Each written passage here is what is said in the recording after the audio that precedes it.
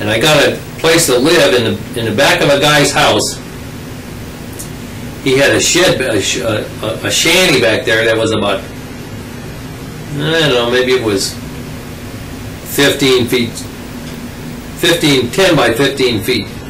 And he had it cut up so there was 2 rooms in there. And this guy that owned the house, his name was Lewis something, and he was blind. For the most part, he was blind. But he was like an Argentine or something from South America.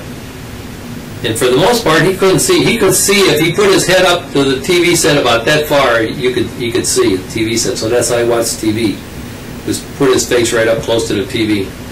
And this guy would walk all over Miami, and I'd go fishing with him. He'd take me fishing, and we'd be walking along this place where the poles were, and he'd be ahead of me, because he'd been to these places a lot of times.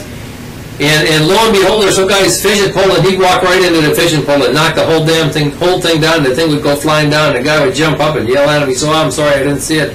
This is because the pole would be laying across like this, over like this, and he couldn't see those small things. He could just see the guy sitting there. But he would do this time and time again. I would say, let me go. He said, "No, I've been here before, I'll go first." And so I had my car then, and I had enough money to buy gas in, so I'd take my car and buy gas and go places. He'd give me so much money. He said, "Go turn here, turn there, go down there, go up there," and we'd go to these fishing places and go fishing. And this place I lived in back of his house, I think he charged me $11 a week. It had a shower that was outside and not connected to the house. It was like an outhouse, a building, but it was just a shower in it. I mean, you probably know what an outhouse is, but you look it up in the history books. So there was a shower inside there, so that's what we had to use for a shower. And I had a little gas stove in there, a little gas stove you just light with a match, a couple burners on there. And so I'd buy some cans of stuff. I had some pots and pans. And the wall dividing the 2 apartments, because there was a couple that lived on the other side. I lived on one side of this thing, and there was a couple that lived on the other side of it, and the wall in between us was like cardboard. And these couple that lived on the other side, they were rag pickers. They would go all around Miami looking at all the trash, and they'd come home with this great big bundles of trash that they were going to sell. They sold them for, I don't know what they sold them, and maybe they went to swap meet, something like that, whatever they had in those days. And they sold whatever they picked out of there, and that's what they lived on. So I'd get up every morning and go to work. So anyhow, this one day I went to work out, and I used to drive this big 3-ton stake-bodied truck.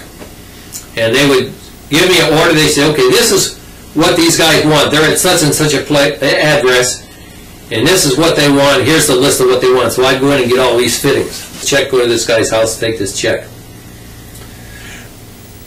And I'd go different places, wherever they were. Sometimes it was a big truckload of stuff, sometimes it was a small truckload of stuff. So anyhow, coming back into the shop one day, there was this guy. I used to go through a gas station, and I'd go through this gas pumps, and I'd make a hard right turn right into the shop. Well, this guy was parked there one day, and he had big, long cane fishing poles, 10 foot long or something like that, 10, 12 foot long. This fishing pole was sticking sideways up out of the car like that, out of the car window, and came up like that. And when I came by in the truck, I hit the top part of that fishing pole, and I broke it off. So that guy come running over there saying, "Well, he wanted me to pay him for his fishing pole, 50 cents for his fishing pole." I said, "Ain't my fault you had a thing sticking out of your car." I said, "It's lucky somebody else didn't break it off." And he was going to do this, and then one of the guys come out and chase him out. So anyhow, about 2 weeks later, 3 weeks later or something, I was over there around somewhere where I lived over there, and I was drinking a dime beers. At that time, you could get a dime glass of beers in a place. I couldn't afford to do much else, so that was my recreation. In this bar I was in, it wasn't too good a name in a bar. It wasn't anything fancy. And all of a sudden, I'm sitting next to a guy that's the same, and I'm talking with him, and this guy's name I remember is Phil. And he said, "I'll be darned." He said, "You got any other? Maybe we're related." I said, "No, I don't think so." And this guy was a caddy at the Miami Country Club, and he was telling me how these guys wanted to get him, always wanted him to help them cheat to beat the other players by reading the green or by doing something, I don't know, whatever. And so I'm talking, and then this cop comes in this doorway, and he looks around, and he points at me. Says, "Hey, you, run over here."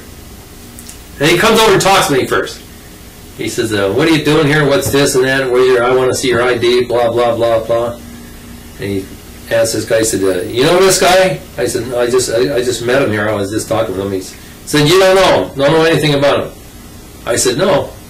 And he asked this guy, he said, "No." And the cop never even asked him his last name. If the cop had asked him his last name, his last name was probably both gone to jail for something or other. So he said, "You get in my car and come with me." So he put me in that cop car, and we drove around. We drove around on the main street over there. The cop drives in the gas station. And this black guy come out, and here it's this black guy that I broke his fishing pole. And this cop says, "Is this the guy?" And the black guy said, "No." He said, "I know that guy." He said, "That's not the guy." I said, "Yeah, I know that guy." Cop says, "How do you know?" I said, I broke his fishing pole by mistake when I was driving the truck, and he had the pole sticking out the window." And boy, all that guy had to do was say, "Yeah, that's the guy." He'd have had me in jail. He took me back to the bar and let me go, and that was the end of that. Oh yeah, I just remembered. Before I got this job with Belcher Oil, I had applied for a job. I was walking over this little bridge over the Miami River one day, and I saw this guy's sign on a boat, "Help Wanted." So I walked down there and went down to that guy's boat, and he says, "Well, you know how to handle a boat?" I said, "Yeah, I can handle a boat." So he said, "Well, I need somebody to help me fish." This guy was an old guy in his 60s. "I need somebody to help me fish." Can't remember his name. I said, "I'll do that." He said, "Well, I can't pay you much." He said, "I'll pay you such and such." I said, "Yeah, it's okay." So I went out fishing with him a couple times. We never caught any fish, but we used to fish with hand lines for, at that time, I think we were fishing for, I think he called them yellowtail snapper, yellowtail something. And it wasn't the big yellowtail tuna. It was yellowtail snapper, he called them. And this was around Christmas or around the winter of the year in Miami, see, so the fishing wasn't all that good in the winter. So anyhow, I didn't get along with that guy. He fired me after about 2 days, and I think he gave me $2 or something like that. Well, one time when we was out fishing with him, he told me, "Well, go up there in a bow and throw the anchor over." We stopped out at this place. So we stayed out we stayed out 2 days, I think, is what happened. And we just catch the fish on a hand line, and we pull it up and throw it in this big barrel, and he had a piece of wire across that barrel. You just throw it in there and pull that up so the fish's head was, you hit it like that, the fish would pop into the barrel, and that's the way we caught fish. Except we didn't catch many, and I didn't catch hardly any at all. And of course he was on my tail because I couldn't catch any fish. I didn't do it the way he wanted to. Of course, after I got done working with him, I found out that nobody could work with him. That he had a new helper every month because nobody could stand to work with him anyhow. So anyhow, I went up in the bow of this boat. I went up through a hatch to throw this big anchor out. And I looks over where I'm going to throw this anchor, and there's one hell of a big shark.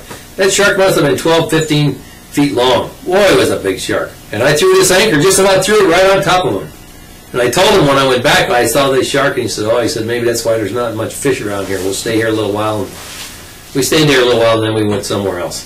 After that is when I got the job with Belcher Oil. So I worked with Belcher Oil a while, and I got to know my way around a little bit, and I found out that there's a restaurant down along the Miami River.